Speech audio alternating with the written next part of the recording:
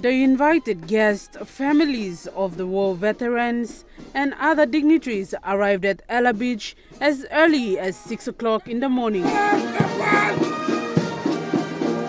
Among them was also the parade team from PNG Defence Force, St. John's Ambulance Correctional Services, and the Royal Papua New Guinea Constabulary Band. According to reports, in February 3, 1942, the Japanese first bombed Port Moresby. In May 1943, the Japanese Navy tried to invade Port Moresby by sea. The Australians and Americans fought back with the Japanese from invading in the Battle of the Coral Sea. After the failed attempt, they then tried to take the overland through Kokoda Track. Australian operation on Kokoda Track began on the 7th of July 1942. The conflict along Kokoda Track was serious that many lives were lost. The Japanese force regarded Port Moresby as an important location to launch aerial attack on the northern part of Australia. The Australian and Papuans fought the Japanese to prevent them from capturing Port Moresby. Lieutenant Powesiu Kisokau said this day is to commemorate those that fall while protecting PNG's territory, mostly the Papuan Infantry Battalions, now the PNG Defence Force. On this day, above all days, we remember all those who served in times of war. We remember with pride their courage, their compassion, their comradeship. We remember what they accomplished for Papua New Guinea and indeed for the freedom of mankind.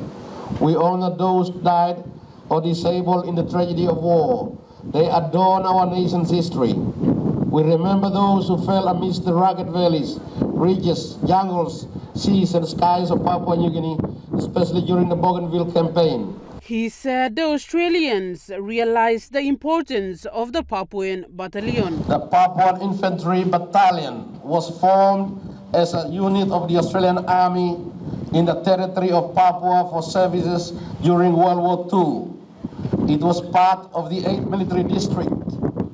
It started off with 63 recruits, most of them coming from the Begarakas police force that he established 100 years before that. Guest of honor for the event, Governor General Sir Bob Dadai shared the same sentiments. Who fell in battle and those who stood in defense of our land and its people.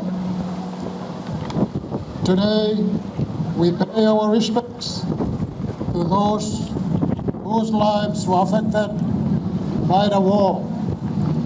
The ordinary people from our villages who took part in battle, who carried the wounded, who carried supplies, and those who acted as lookouts. He said the contributions made by our people were valuable in the war. The contributions made by our people were so valuable in supporting those on the front lines.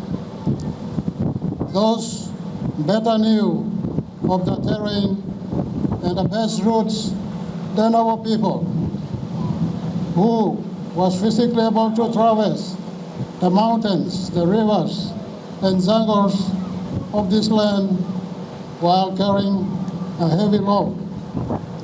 Let us remember their loyalty, courage, and devotion. Sir Bob said these veterans served their superiors with pride. In their own time, many of them died without telling us their names, or where they came from, or where their family are, and what their dreams were. Their world was nothing more than the orders they received from their superiors. Their comrades were all they had.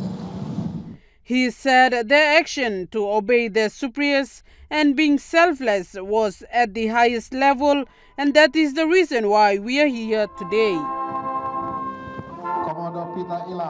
The 43rd Remembrance Day concluded with laying of wreaths by the invited guests and dignitaries. Samantha Solomon, National EMTV News.